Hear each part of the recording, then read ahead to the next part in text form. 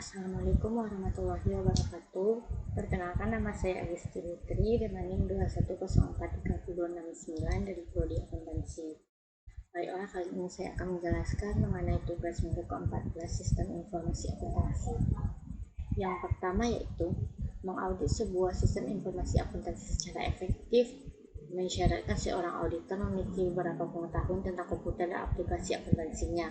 Meski demikian, persyaratan tersebut tidak memungkinkan setiap auditor untuk menjadi seorang pakar komputer. Diskusikan tingkat mana yang seharusnya dimiliki auditor terkait dengan keahlian komputer untuk menjadi auditor yang efektif.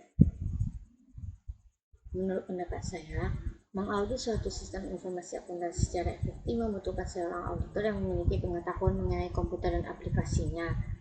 Karena perkembangan zaman semakin hari semakin pesat, hal ini berpengaruh akan dunia ekonomi. Oleh sebab itu berpengaruh pula dalam dunia akuntansi, khususnya auditing. Karena dalam standar profesional akuntan publik ditekankan perlu pemahaman auditor dalam pemeriksaan sebuah sistem informasi akuntansi berbasis komputer. Sehingga dunia audit sekarang mempunyai teknik audit yang berbantuan komputer atau computer assisted audit technique tools.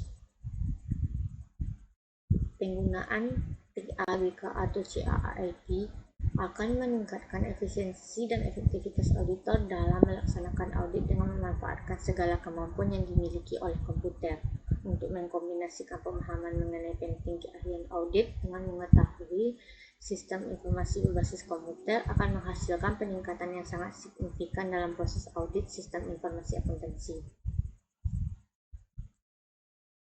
Soal kedua yaitu, haruskah para auditor internal menjadi anggota tim pengembangan sistem yang mendesain dan mengimplementasikan suatu sistem informasi dan mengapa? Menurut saya iya, karena auditor internal harus menjadi anggota tim pengembangan yang mendesain dan mengimplementasikan suatu SIA. Karena tugas auditor internal adalah memastikan bahwa kontrol yang sedang dilaksanakan seperti yang dirancang. Salah satu jenis fungsi yang sesuai adalah kontrol pemisahan tanggung jawab dalam fungsi sistem informasi, serta pemisahan fungsi dari kelompok pengguna. Salah satu faktor keberhasilan atau kesuksesan dalam perencanaan suatu sistem informasi adalah dengan melibatkan pemakaian sistem tersebut. Auditor internal sebagai pemakai sistem informasi akuntansi harus dilibatkan dalam perancangan sistem karena auditor mempunyai pengetahuan mengenai prinsip akuntansi, prinsip pengauditan, dan teknik sistem informasi serta metode pengembangan sistem. Yang ketiga yaitu jelaskan 4 langkah dalam pendekatan audit berbasis risiko dan diskusikan bagaimana langkah tersebut berlaku pada seluruh keamanan pada sebuah perusahaan. Jawabannya, pendekatan audit berbasis risiko menyediakan kerangka kerja untuk melakukan audit sistem informasi, yang mana langkahnya yaitu: yang pertama, menentukan ancaman yang akan dihadapi perusahaan. Ini merupakan daftar penyalahgunaan dan kerusakan yang tidak disengaja maupun disengaja di mana sistem diekspos. Yang kedua, mengidentifikasi prosedur kontrol yang mencegah, mendeteksi atau memperbaiki ancaman. Yang ketiga, mengevaluasi prosedur kontrol. Yang keempat, mengevaluasi kelemahan kontrol untuk menentukan pengaruhnya terhadap sifat, waktu, atau luas prosedur audit. Pendekatan berbasis risiko ini memberikan auditor pemahaman yang lebih jelas tentang keamanan keseluruhan perusahaan, termasuk penipuan dan kesalahan yang terjadi di perusahaan. Ini juga dapat membantu memahami risiko dan paparan yang terkait.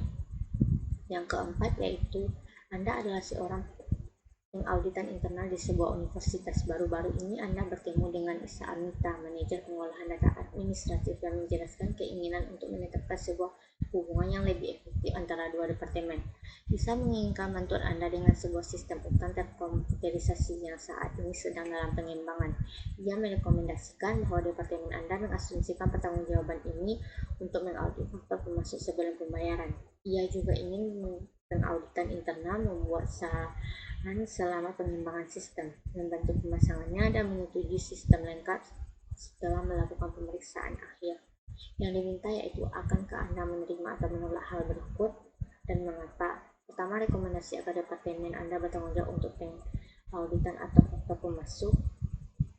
Yang kedua, permintaan agar Anda membuat saran selama pengembangan sistem. Dan yang ketiga, permintaan Anda agar dapat membantu dalam pemasangan sistem dan menyetujui setelah melakukan pemeriksaan akhir. Jawabannya yaitu saya akan menolak. Karena jika saya berada dalam pengecekan atau proses persetujuan sistem sebagai auditor tidak akan independen. Yang pertama yaitu rekomendasi sebaiknya merekrut pegawai baru untuk proses pengecekan faktur. Yang kedua, pengecekan faktur sebelum dilakukan pembayaran diharapkan ada unit tersendiri. Yang ketiga, setuju karena merupakan perlengkapan pengamanan untuk melindungi dari penghancuran. Yang kelima yaitu sebagai seorang auditor internal di manufacturing company, Anda berpartisipasi dalam audit siap perusahaan. Anda telah memeriksa pengendalian internal atas sistem komputer yang memproses sebagian besar aplikasi akuntansinya. Anda telah mempelajari dokumentasi sistem uang luas perusahaan, serta wawancara manajer sistem informasi, pengawas operasi, dan pegawai lainnya untuk melengkapi kuesioner standar pengendalian internal komputer terstandarisasi milik Anda. Kemudian Anda melaporkan ke pegawai Anda bahwa perusahaan telah mendesain sebuah pengendalian internal menyeluruh yang sukses dalam komputernya. Ia berterima kasih atas upaya Anda dan meminta sebuah laporan keseluruhan akhir atas pengendalian internal akuntansi. Yang diminta itu apakah Anda melupakan sebuah langkah audit yang penting? Jelaskan dan tuliskan 5 contoh prosedur audit spesifik yang Anda rekomendasikan sebelum mencapai sebuah kesimpulan. Jawabannya yaitu salah satu langkah audit yang terlupakan adalah informasi dari luar, karena auditor harus mendapatkan bukti yang tepat dan cukup sehingga risiko kesalahan penyajian material dapat diminimalkan. Hal yang dapat dicapai dengan bukti tersebut berkaitan dengan pengetahuan tentang klien, informasi dari luar perusahaan, sistem akuntansi, dan kualitas pengendalian internal. Adapun 5 contoh audit tertentu yang mungkin saya rekomendasikan yaitu yang pertama, inspeksi mencakup pemeriksaan atas catatan atau dokumen baik internal maupun eksternal. Yang kedua, observasi merupakan pengamatan langsung terhadap proses kinerja dalam suatu perusahaan. Yang ketiga, konfirmasi eksternal merupakan informasi dari pihak ketiga yang sudah mahir di bidangnya. 4. Pelaksanaan kembali pengujian auditor secara independen terhadap proses atau pengendalian akuntansi klien. Yang kelima yaitu prosedur analitis, merupakan pengevaluasian atas informasi keuangan yang dilakukan dengan menelaah hubungan yang dapat diterima antara data keuangan dengan data non-keuangan. Baiklah, hanya sekian yang dapat saya jelaskan. Salah dan kurangnya saya mohon maaf. Wassalamualaikum warahmatullahi wabarakatuh.